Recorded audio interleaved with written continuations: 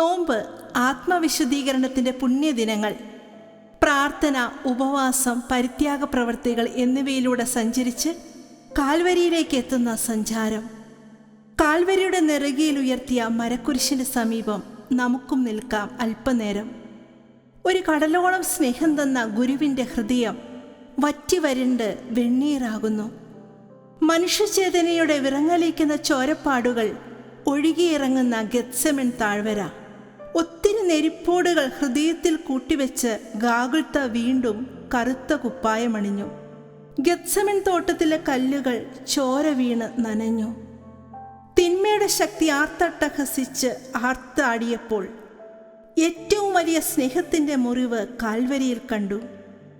സ്നേഹിതനു വേണ്ടി ജീവൻ ബലികഴിക്കുന്നതിനേക്കാൾ വലിയ സ്നേഹമില്ലെന്ന് പഠിപ്പിക്കുവാൻ കാൽവരിയിലെ കുരിശിലേറി ഈശോ തമ്പുരാൻ. ഇത്തിരി അകലെ ഒത്തിരി നെടുവീർപ്പോടെ ഇടമനസ്സ് പൊട്ടുന്ന ഹൃദയഭാരത്തോടെ അതാ പത്രോസ്. വിശ്വസ്തതയുടെ ബന്ധം വെടിഞ്ഞ് ചൂട് തേടി ഇരുട്ടിലേക്കിറങ്ങിയ ശിമയോൻ. ആരെല്ലാം എതിർത്താലും ഞാൻ നിന്റെ കൂടെ ഉണ്ടാകുമെന്ന് പറഞ്ഞവൻ. അത്ഭുതങ്ങളുടെ വല നിറഞ്ഞപ്പോൾ കടലിലേക്ക് എടുത്തു ചാടിയവൻ. പക്ഷേ സഹന മരണ പാതയിലേക്ക് ഗുരുവിൻ്റെ പാദം ചലിച്ചപ്പോൾ ഗുരു അരുതേ എന്ന് പറഞ്ഞ് പിന്തിരിപ്പിക്കുന്നവൻ. അതെ, നമ്മിലുമുണ്ട് ഒരു ശിമയോൻ. ഗുരുവിൻ്റെ വേദനയിൽ പങ്കുപറ്റാതെ അകലങ്ങളിലൂടെ സഞ്ചരിക്കുമ്പോൾ, സുഖലോലുപതയുടെ ഇത്തിരി ചൂട് തേടി അലയുമ്പോൾ, അവനെ അറിയില്ല എന്ന് പറഞ്ഞ് ഗുരുവിൻ്റെ സഹനത്തിൽ പങ്കുപറ്റാതിരിക്കുമ്പോൾ ഞാനും ഒരു ശിമയോൻ മാത്രം. പക്ഷേ നമുക്കും ഒരു പത്രോസ് ആകേണ്ടയോ?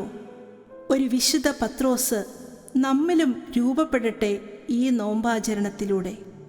പത്രോസ് നീ പാറയാണ്, ഈ പാറമേൽ എൻ്റെ സഭ ഞാൻ സ്ഥാപിക്കും. നരക കവാടങ്ങൾ നിനക്കെതിരെ പ്രബലപ്പെടുകയില്ല. പ്രിയമുള്ളവരെ, ഈ നോമ്പുകാലം നമ്മിലെ ശിമയോൻ മരിക്കണം. തള്ളിപ്പറഞ്ഞവൻ കണ്ണീരോടെ വിതുമ്പുന്ന ഹൃദയത്തോടെ എല്ലാം നിനക്കറിയില്ലേ എന്ന് പറഞ്ഞ പത്രോസിലേക്ക് നമുക്കും വളരാം. നമ്മിലെ 2 സാധ്യതകളാണ് ശിമയോനും വിശുദ്ധ പത്രോസും. വേണമെങ്കിൽ എനിക്ക് ശിമയോനായി തുടരാം. പക്ഷേ എൻ്റെ വിളി പത്രോസാകുവാനാണ്. അതിന് ഞാൻ മുറിവേൽക്കണം.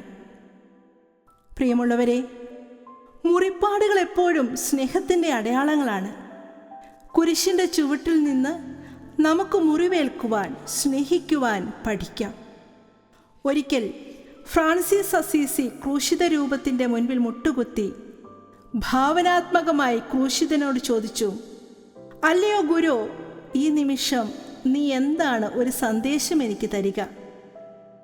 ക്രിസ്തു ഫ്രാൻസിസിനോട് പറഞ്ഞു, ഫ്രാൻസിസ്, അന്നും ഇന്നും എനിക്കൊരു സന്ദേശമേ ഉള്ളൂ. ഞാൻ സ്നേഹിച്ചതുപോലെ നീയും സ്നേഹിക്കുക. ഞാൻ സഹിച്ചതുപോലെ നീയും സഹിക്കുക. അതെ, ഞാൻ സ്നേഹിച്ചതുപോലെ നീയും സ്നേഹിക്കുക. ഞാൻ സഹിച്ചതുപോലെ നീയും സഹിക്കുക. സ്തുതിയായിരിക്കട്ടെ.